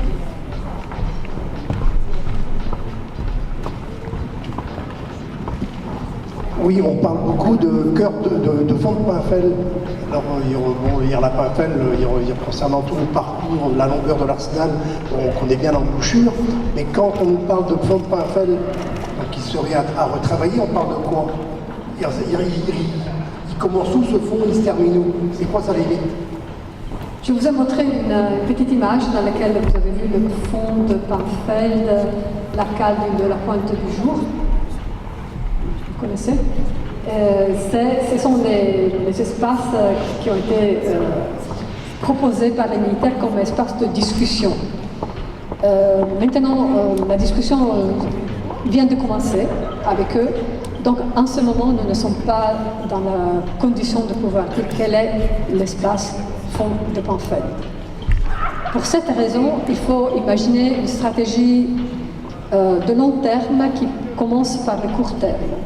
Donc la corniche comme court-moyen terme, peut-être il y aura aussi la possibilité de travailler avec quelques banquettes, ce qui pourrait permettre de déplacer certaines clôtures, par exemple, qui serait déjà beaucoup, serait déjà important, et donc de faire une vraie corniche, une vraie promenade ouverte. Mais tout ça, c'est, disons, dans les discussions. Et les discussions, comme vous savez, sont des discussions pas simples. Donc, le fond de Pinfel a lieu plus ou moins là. Mais on ne sait pas exactement où il s'est trouvé. Oui, je voudrais, Marie-Françoise, je suis à la fois élue à Brest et à la fois avec d'autres gens dans la salle d'ailleurs, depuis 92, nous travaillons et nous nous battons pour l'ouverture de la Pinfel. Ça fait 27 ans, donc vous voyez comment le temps est long pour obtenir des choses. On était parti à se bagarrer là-dessus au moment du reformatage des armées dans notre pays, et puis de la chute du mur de Berlin, etc. Il y a des gens ici qui ont dû suivre les épisodes. Je voudrais dire une petite chose technique d'abord, c'est que je trouve très dommage qu'on ne puisse pas lire ce qu'il y avait à l'écran. Et je trouve ça très dommageable que vous n'ayez pas, du coup, en voyant ce que ça donnait, prévu que ça puisse être accessible simplement aux spectateurs, Vous avez raison, madame. les spectatrices que nous sommes. Donc ça c'était, voilà, c'est dit, ça m'a beaucoup agacé tout le long. Ça c'est une première chose. Une deuxième chose, c'est que moi je pense que ce serait important que vous puissiez travailler, parce que vous nous parlez de corniche autour de la Paimpfeld. Bon, ça fait des années qu'il y a des corniches. Moi, je te réponds par rapport au fait que tu voyais pas, mais c'est valable pour tout le monde. Non, c'est juste, c'était prévu sur le mur, théoriquement, avec un rétro et avec la luminosité, parce que c'est tellement lumineux ici, c'était pas très bon, donc on s'est rabattu sur ces écrans. Donc, amende honorable, c'est juste que c'était vraiment prévu. Voilà, je voulais juste préciser ma. C'est dommage, mais bon, voilà. Vous aviez une bonne intention qui n'a pas pu se concrétiser. Ok. Voilà. Je trouve que le fait de parler de corniche autour de la Paimpfeld, etc., bon, il y a déjà plein de choses qui ont été faites là-dessus, ça a commencé. On a commencé par retirer les grilles de la grande descente du château, ça c'était en 93 ou 14, je ne sais plus trop. Tout ça, ça a commencé et ça va continuer, je l'espère bien en tout cas. Je souhaiterais vraiment que vous puissiez travailler avec vos étudiants et étudiantes, avec des Brestois et des Brestoises, sur ce qu'on pourrait proposer et quelle stratégie on pourrait mettre en place pour, nom d'un chien, finir par s'entendre avec les militaires, hein, pour arriver sur l'eau. Et pas l'eau des petits cours d'eau qui arrivent jusqu'à la Paimpfeld, ça c'est important aussi, mais pour arriver et je suis persuadée, pour avoir vu l'armée avancer petit à petit depuis 92, que c'est pas du long terme, mais qu'il peut y avoir un terme, disons, raisonnable, sur moins de 10 ans, où on puisse, maintenant je dis ça parce que j'ai vu comment le temps que ça demandait, qu'on puisse imaginer de pouvoir aussi nous déplacer sur l'eau du fond de Paimpfeld jusqu'au Moulin Blanc. Et ça, à mon avis, ce serait quelque chose de tout à fait significatif. Donc je souhaiterais que vous travailliez là-dessus. Absolument. Mais disons que les ambitions sont très élevées. Les ambitions sont très élevées. Mais la discussion n'est pas gagnée. Donc on préfère aller, disons, pas à pas et peut-être avoir la possibilité dans le futur, j'espère, de pouvoir restituer d'une façon plus précise l'état d'avancement de cette discussion. Pour ce qui concerne les images, je voudrais vous dire que vous êtes frustrés. Imaginez-nous qu'on a fait les dessins. Pour nous, c'est une grosse frustration que ça ne soit pas lisible, je vous l'assure. Mais en tout cas, les matériaux seront disponibles. On est en train d'imprimer, de terminer des planches comme celles que vous voyez là derrière, qui vont s'ajouter avec les éléments principaux. Et dans le site web aussi, il y a les matériaux, donc on va il y a déjà des matériaux, on va en ajouter d'autres. Donc vous parlez du temps qui s'est écoulé, c'est vrai, mais dans ce cas, le temps ne rend pas les choses plus simples. Le fait que ça ait 27 ans n'est pas quelque chose qui nous donne plus de légitimité par rapport à commencer une nouvelle discussion, c'est ça le problème. Donc c'est vrai, nous on dit toujours dans les discussions que la pression citoyenne est forte, et il y a un élément peut-être intéressant de la part de militaires qui est l'idée d'une imbrication. C'est le terme qui a été utilisé par le préfet militaire quand on l'a rencontré. L'imbrication entre la ville militaire et la ville civile. Ils sont pleinement conscients du fait qu'ils habitent non seulement la ville militaire, mais aussi la ville civile.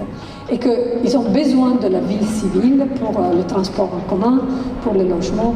Donc, pour aussi les espaces publics, de loisirs. Et donc finalement, peut-être là, il y a un point intéressant de discussion. Chacun amène quelque chose. La ville amène quelque chose et les militaires peuvent amener d'autres choses. Donc dans cette notion d'imbrication, j'espère, et peut-être on a l'impression qu'il y a de l'écoute. Je confirme en fait ton propos, Paola. On n'est pas en combat avec le ministère de la Défense. On est en discussion. Voilà. Donc c'est un vrai échange. Alors c'est compliqué puisqu'ils ont aussi leurs exigences, leurs nécessités. Voilà, parce que bon, le ministère de la Défense et des Emplois, on ne peut pas non plus souhaiter voilà, que le tissu économique soit obéré, en tout cas sur la fonction militaire. Mais c'est pas un combat, c'est bien un échange mutuel. Et c'est compliqué. Mais les relations sont bonnes, il faut que ça perdure. Donc on va phaser dans le temps, on va poser des stratégies, mais on va phaser dans le temps.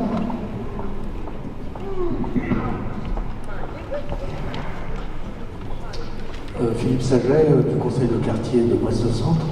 Vous avez parlé du passage de la ville au port. On a lu dans la presse qu'il y avait des projets d'ascenseurs. Je voulais savoir où on en était. Alors le projet d'ascenseur urbain, c'est un des sujets qui va être soumis à concertation d'ici à l'été. La première période de concertation, c'est sur le transport en commun. Et dans un deuxième temps, il y aura le principe des ascenseurs urbains qui pourraient relier, effectivement, comme l'a expliqué Paola Vigano, l'hypercentre, le centre-ville, au port de commerce. Donc vous l'avez peut-être vu ou lu dans la presse. Il y a deux possibilités qui s'offrent à nous. La première, c'est au niveau de la carène, juste au-dessus. Et la deuxième, c'est au niveau du jardin de l'Académie, du square, qui descendrait sur le parc HM. Mais à ce stade, rien n'est décidé. Il y a une concertation qui va être lancée. Vous allez être sollicité pour donner votre opinion. Cela s'inscrit durablement dans le lien entre ce qui a été présenté par l'image du port de la ville de Brest et les mobilités. Et une hypothèse de concertation, c'est aussi une hypothèse que ça ne se fasse pas. C'est aussi ça, la concertation. Donc à l'issue de cette période, donc fin août, début septembre, nous aurons le résultat de ce sujet-là, sur lequel vous serez, nous le souhaitons en tout cas, investis puissamment pour donner votre opinion lorsque l'on viendra sur le terrain vous expliquer le principe des ascenseurs urbains. Ce qui nous semble important, c'est de ne pas imaginer qu'il s'agit là soit de mettre un ascenseur, soit d'ajouter un petit morceau au port, soit de développer le site de la gare. Il faut vraiment imaginer un projet capable d'aller de la gare jusqu'à l'eau. Et dans ce projet, les ascenseurs peuvent trouver leur raison. Il s'agit là de bien comprendre éventuellement où les placer, parce qu'on a quand même ces escaliers de Jean Gabin qu'il faut quand même laisser en pleine... Donc, ce sont des monuments.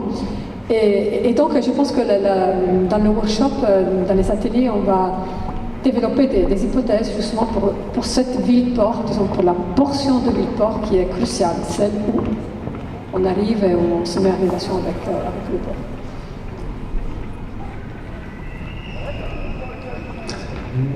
Bonjour, Jean-Luc Troidec. Ici. L'été dernier, il y a eu une exposition au Capucin sur des travaux d'étudiants qui avaient travaillé sur la parfaite, les aménagements. Et moi, il y a un truc qui m'a un peu choqué, enfin, pas choqué, mais ça m'a dérangé, c'était la partie, c'était que du loisir en fait. On recyclait toutes les infrastructures industrielles de la parfaite, en fait, quand on était dans une énorme zone de loisirs. Et je trouvais ça un peu dommage quand même de se séparer de toutes ces infrastructures, parce que quand on voit actuellement le chantier du Poiler qui coûte quelques millions d'euros, une centaine de millions d'euros, des infrastructures portuaires, ça coûte quand même un fric de dingue. Et paraphraser. Et donc on ne peut pas non plus jeter nos orties comme ça, quoi. Et donc ce qui serait bien, c'est quand même de pouvoir les valoriser et de façon quand même intéressante et industrielle. Et je vais juste rajouter par rapport aussi à votre, comment ça s'appelle, l'intervention sur le bâtiment. C'est vrai que les cœurs de l'ITELO, ils sont infects, quoi. Dire ce qui est, ouais, c'est un fait, c'est dégueulasse, c'est que du fibrociment, il y a des parkings et tout. Et c'est vrai que les façades sont tristes à l'intérieur des cours, et par un travail en spiquant des balcons, en foutant des terrasses, spiquées sur les murs lisses, en aménagement un peu plus d'espace vert au niveau de ces cours, on revalorise le bâti, et en fait on évite aussi la polarisation du centre-ville, parce que c'est ce qui vient du centre-ville. Depuis l'état du bâti, ça serait quand même triste de pulvériser le cœur de la ville. Et si on n'intervient pas à ça? Oui, donc deux questions, deux thèmes. Est-ce que je peux réagir rapidement? La question des cœurs de l'eau infecte, ça me manquait comme image, sinon on aurait fait l'image de la vie infecte. Non, mais ça veut dire qu'il y a une urgence, donc ça ajoute des arguments pour essayer de faire quelque chose. J'espère vraiment que c'est considéré un projet difficile, le projet des cœurs de l'eau. La discussion avec la marine, c'est rien par rapport à libérer les cœurs de l'eau.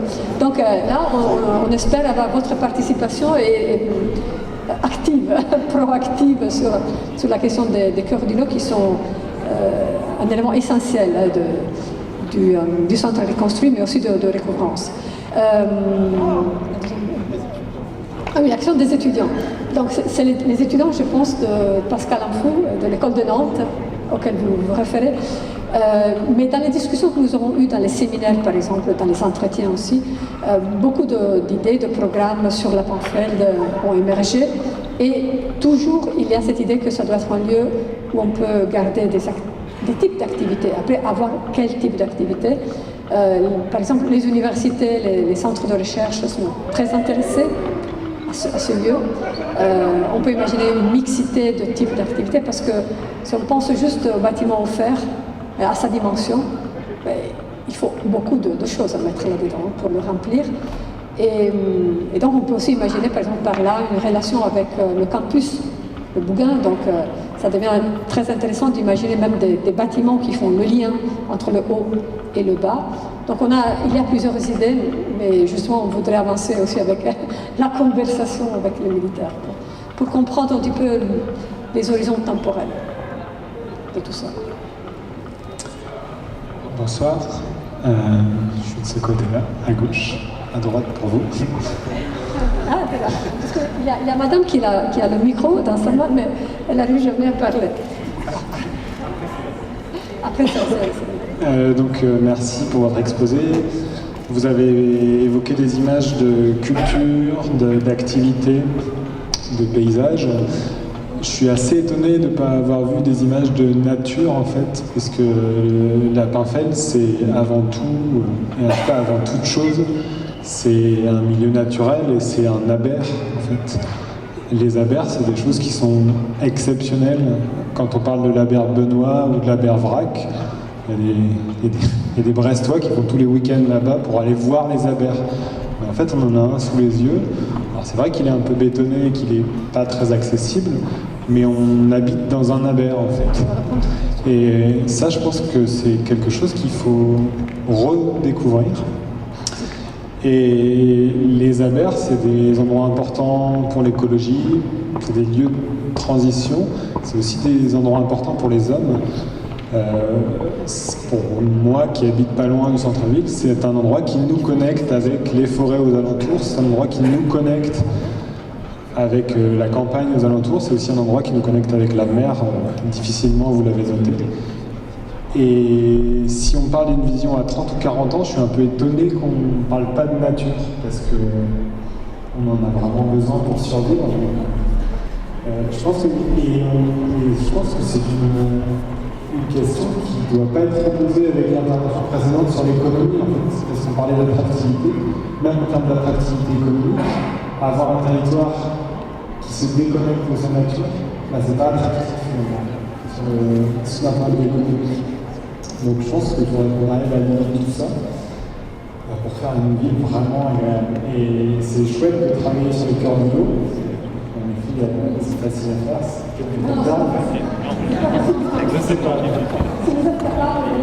Mais je pense aussi qu'il faut qu'on travaille, il faut qu'on conserve ce lien avec la campagne, il faut qu'on conserve ce lien avec la forêt. Et là, on a un trait d'union qui existe encore. Et ça, c'est une fonction qu'il faut qu'on se bien. Donc vous êtes un petit peu trop sévère. J'ai parlé beaucoup de nature. J'ai parlé de vie de paysage. Dans le paysage, je mets le paysage construit, les paysages. Ils sont tous construits, je m'excuse, mais la nature de laquelle vous parlez, c'est une nature construite par l'homme. Donc déjà, on parle de quelque chose qui a été transformé, qui est de la nature, c'est vrai, mais c'est quand même lié aussi à nos pratiques, à nos usages. Et l'action des abers, d'abord, c'est vrai, le vocabulaire breton, je dois encore faire un petit peu d'exercice, mais Aujourd'hui, la PAFEL ne fonctionne pas comme la BER. Et pour la faire fonctionner comme la BER, il y a vraiment beaucoup de travail. Beaucoup. Et on a des étapes intermédiaires qui sont importantes. Donc ce serait, je trouve, un petit peu rhétorique de dire vision à 40 ans, elle fonctionne comme la BER. Madame disait que ça fait 27 ans qu'ils discutent avec les militaires. Donc 30 ans, c'est pas beaucoup pour restituer la Panfeld à la nature. Ce n'est pas beaucoup. Peut-être là, vous parlez d'un scénario, je ne sais pas, dans un siècle. Ce qui est intéressant, je pense qu'on doit toujours poser nos projets à l'horizon aussi lointain. Et donc, c'est un discours, une discussion que j'aimerais bien poursuivre. Si vous voulez nous voir quelquefois, on sera ici en résidence pendant les workshops, donc si vous avez un moment de temps. Mais par exemple, je parlais des ballons, et là, il y a un ballon auquel je tiens particulièrement, qui est le ballon du moulin à poudre, qui est plein de bâtiments, d'infrastructures, de choses. Déjà, libérer ça, ce serait un point de départ, je pense, la question de la réintégration. Et par rapport à la Panfeld, je ne sais pas si certains d'entre vous étaient là lors des promenades exploratoires qu'on avait faites en novembre. Et on avait rencontré Monsieur Floch de Brest Métropole, justement au niveau de l'ouvrage de l'arrière-garde, qui est un ouvrage qui sépare aujourd'hui l'eau salée d'un côté et l'eau on va dire, douce de l'autre, et qui empêche ce fonctionnement d'ABER. Et donc il nous avait expliqué que le fait... Il y a eu des discussions, en tout cas il y a des choses dans l'air sur le maintien au monde de cet ouvrage, mais ça implique beaucoup de choses, et notamment ça implique des usages différents. Par exemple, est-ce qu'on a envie que le parc des rives de Panfeld ait moins de possibilités d'accueil, d'activités nautiques, etc. Enfin, ça implique beaucoup de choses. Et c'est une chose à débattre, puisque effectivement le thème de la Panfeld, il est quand même au cœur du projet, et c'est pas du tout quelque chose de décidé encore. Donc c'est une très bonne question.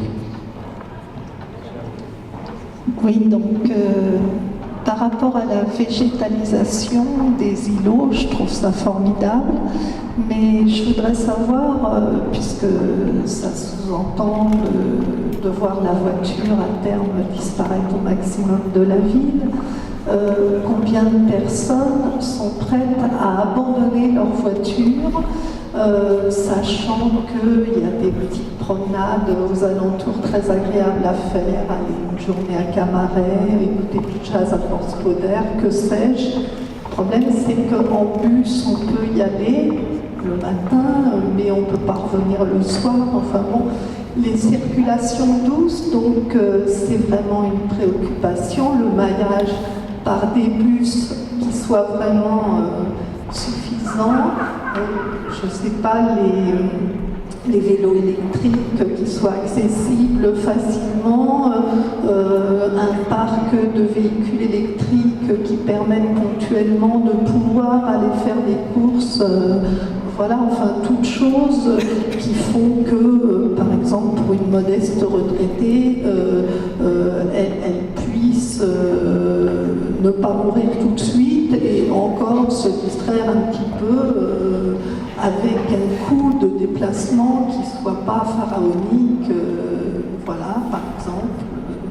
Et l'autre aspect, c'est aussi la crainte, c'est formidable, hein, cette idée de végétalisation, mais ça induit aussi l'idée d'une gentrification galopante, et encore une fois, il faut ne pas oublier des populations plus fragilisées, je dirais simplement financièrement, hein, pas marginal, mais juste avec un niveau économique faible, et qui aspirent aussi à vivre dans du beau. Recouvrance a beaucoup de charme, et moi je goûte les charmes de Recouvrance, et je ne souhaite pas être remisée dans une périphérie ou dans un ghetto quelconque, voilà.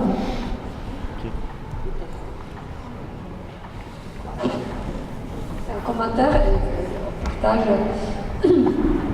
Il y a cet aspect très beau de Brest qui est par rapport à d'autres villes beaucoup moins contrasté socialement.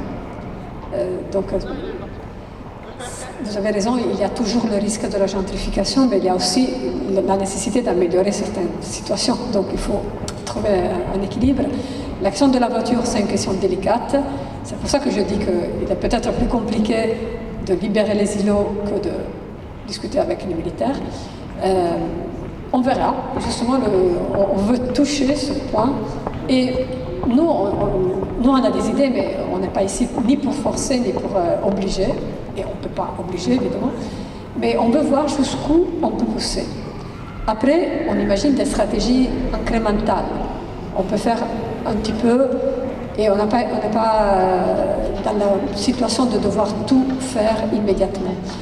La question concerne l'espace public et l'espace des îlots privés. Donc, chacun a des choses à faire.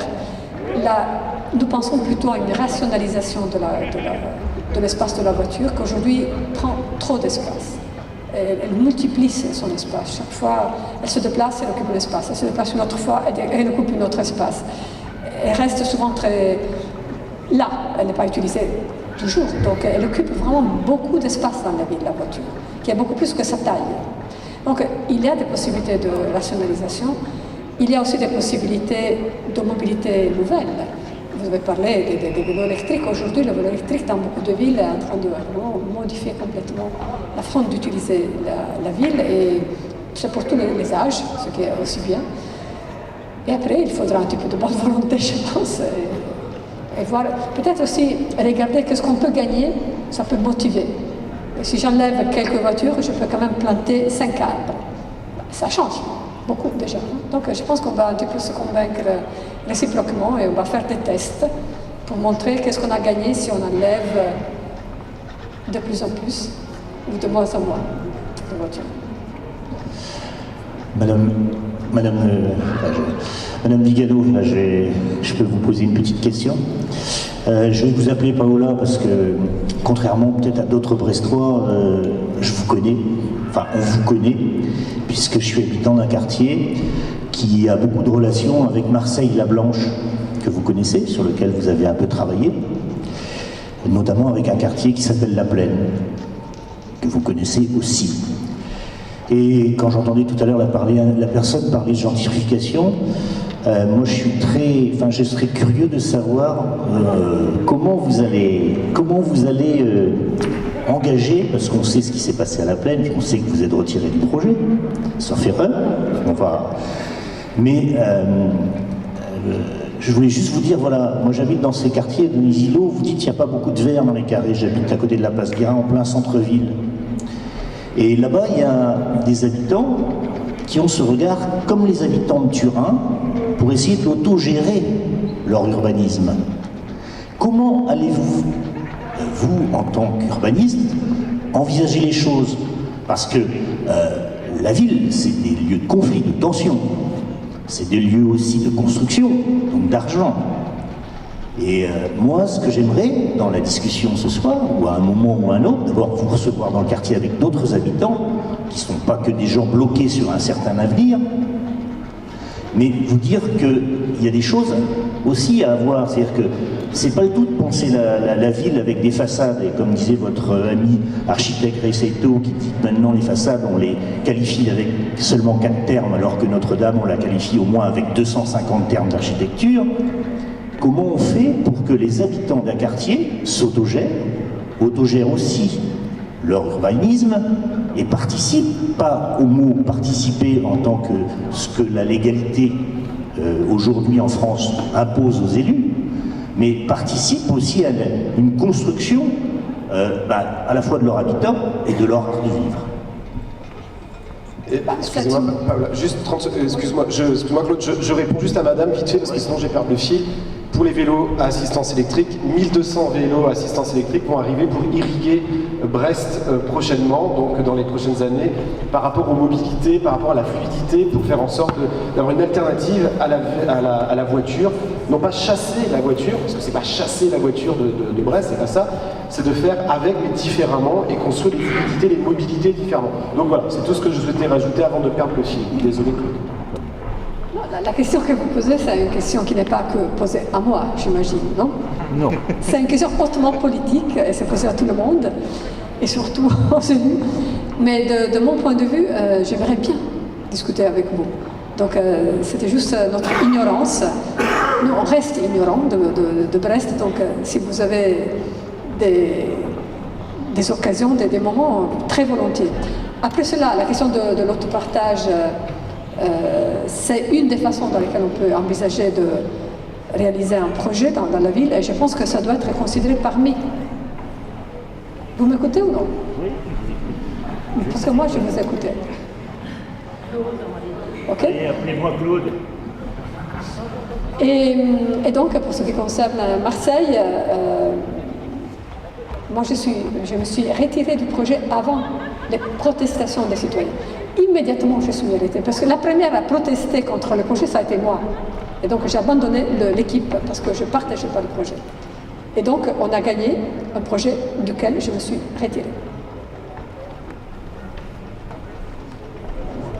Il y a aussi une jeune, au fond, si on peut... Oui, voilà. Alors, on me dit de profiter. Bernard Alonso, Permaculture Internationale. Bravo. Je suis invité à Brest pour un projet d'envergure qui vous sera révélé en temps et lieu. Et je suis ravi d'entendre tout ce que j'entends. Il y a un point cependant, au niveau international, on est très concerné sur l'urbanisme et sur, on sait que d'ici 25 ans, 75% des populations vont vivre dans des mégacities, des grosses villes, et les 25% qui vont rester dans les campagnes ne vont pas produire de la nourriture, et il y a des grandes villes comme New York, Paris, Montréal, d'où je viens, je suis québécois, commence à produire en ville, à faire des villes vertes et comestibles. Alors, j'ai envie dans ce magnifique projet et votre présentation, je félicite, vous demandez, vous, le premier prix urbain, est-ce que vous êtes concerné par installer du verre, mais du verre comestible? Bien sûr, c'est une question très importante.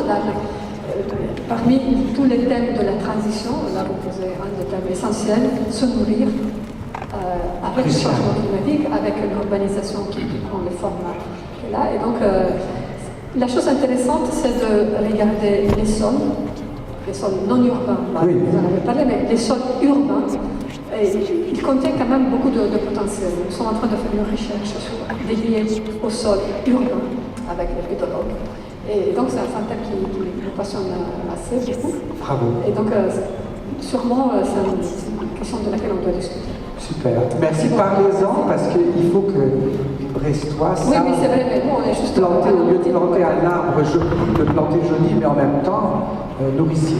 Et puis on me dit de vous dire que je fais une présentation à la grande maison demain soir. À 18h30. Merci. 18h30, pardon.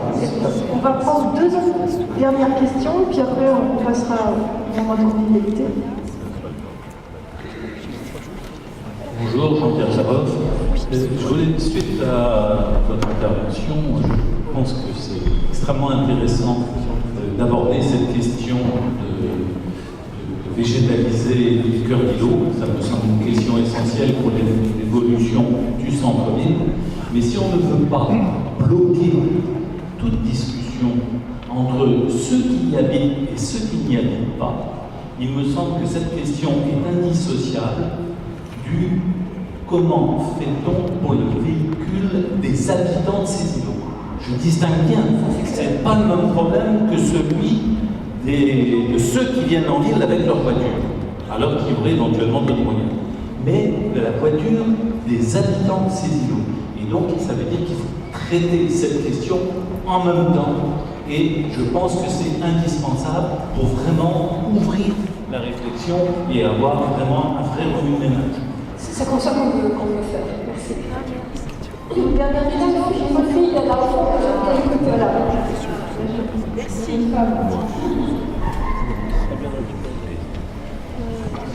Bonsoir, Eliana Bello. Tout à l'heure, vous disiez qu'il y avait des espaces comme le cours d'avion qui n'est pas vraiment une attraction, qui ne fonctionne pas très bien. Peut-être qu'on a une lumière qui fonctionne mieux, mais en fait, moi je pense que quand on descend au cantonné dans la rue de Sienne, il n'y a pas vraiment un parcours qui nous amène dans ces endroits. Et dans la vidéo, quand on disait qu'il faut donner une importance à l'eau et créer une relation avec l'eau, c'était un peu ça de nous amener, pas forcément pour avoir des vies dans l'eau, mais avoir des points de vue.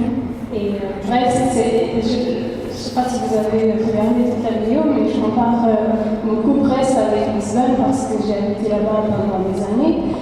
Et Lisbonne, ça monte, ça descend. Il y a des endroits dans le port qui sont aussi fermés à la population, mais on a une énorme relation avec l'eau. Et c'est aussi avec des petits points de vue. Et on monte beaucoup, et on descend beaucoup, mais c'est parce qu'il y a pas forcément des trajets comme la rue de Sienne ou comme le bas de Jaurès, mais il suffit d'avoir un petit endroit qu'on aime bien, on va monter, on va descendre. Et je pense que c'est une question aussi d'habitude et peut-être de mentalité. Peut-être c'est pareil pour Recouvrance France. J'ai des copains qui sont architectes qui veulent vraiment travailler avec les utilisateurs de ces projets. Ils sont très ouverts et ils disent oui, Recouvrance, c'est un quartier très chouette qui va devenir très bien, mais si on leur demande s'ils ne s'empressent pas et si on leur demande s'ils veulent habiter Recouvrance, ils disent non, jamais. Et peut-être c'est ça, c'est une question de changer petit à petit les mentalités des gens et nous amener vers les bons points que Brest a et il y en a beaucoup. Oui, mais tu as raison et merci de donner quelques explications sur le cours d'Ajour n'est pas. Il est juste un truc peu fréquenté par rapport à la beauté de celui qui est vraiment magnifique. Et pour le moment, il n'y en a pas beaucoup à Brest. On espère dans le futur que cette idée va continuer, donc que la corniche puisse aussi intégrer le cours d'Ajour, le faire appartenir à un système d'espace. Mais quand tu dis de Recouvrance, tu es en train de confirmer justement cette image de la ville séparée dans laquelle Recouvrance reste quelque chose de différent. Et donc on espère que le travail qu'on est en train de faire soit capable de dépasser finalement ce clivage qui me semble sans raison. Il y a des raisons, mais dans le futur on espère qu'il n'y aura plus de raisons. Merci. Et, alors, vraiment une dernière, puis après on va peut-être clore parce que...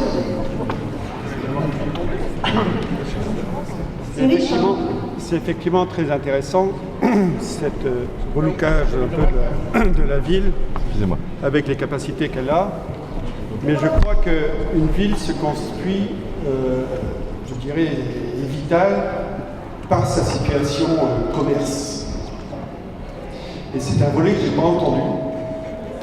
C'est un volet que je n'ai pas entendu dans votre présentation. Et je crois que c'est fondamental. Un quartier vit par son commerce. Et si on veut retrouver de la vie dans différents quartiers de Brest, il y en a qui fonctionnent bien, il y en a qui fonctionnent beaucoup moins bien. Il suffit de regarder ce qui se passe au niveau commercial et on a la réponse. Merci d'avoir mis l'attention sur ça. J'en ai parlé de façon extrêmement rapide quand je parlais des rez-de-chaussée, de la relation entre intérieur et extérieur, espace public, bâtiment et cours et îlots, et cours d'îlots. Nous, on voudrait traiter justement la question des tissus de Recouvrance et du centre reconstruit. Donc on a justement une semaine qui est dédiée que à ce thème-là. Et on voudrait parler avec tous, je l'ai dit, tous les acteurs qui se sentent concernés. Parmi ces acteurs, les commerçants sont essentiels. Donc on vous attend et on va justement discuter de la question du commerce dans les deux parties de Recouvrance et du centre reconstruit. Merci. Bien.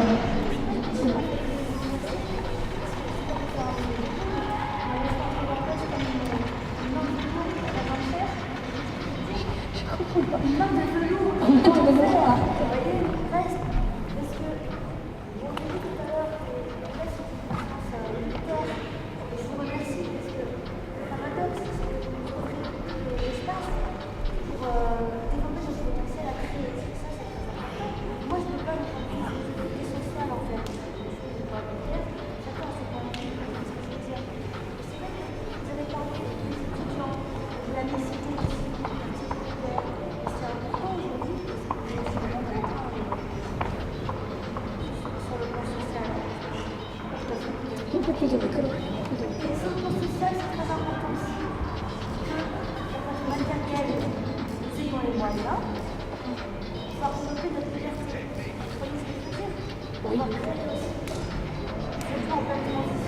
Très bien.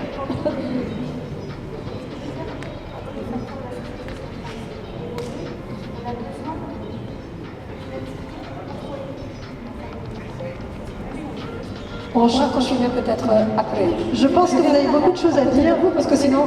Je vous invite à venir dans les temps, voilà, dans les temps prochains, puisqu'on va avoir d'autres ateliers, l'aventure continue. Merci en tout cas à l'équipe studio, c'est passionnant, je pense que les réactions et puis les échanges vont se poursuivre autour d'un petit verre de cidre et quelques crêpes. Voilà. Et à la suite des aventures. Merci. Et s'il vous plaît, n'oubliez pas, si vous voulez vous inscrire pour c'est là-bas, c'est avec les gens qui lèvent les draps. Voilà. Et loger les étudiants aussi. Merci.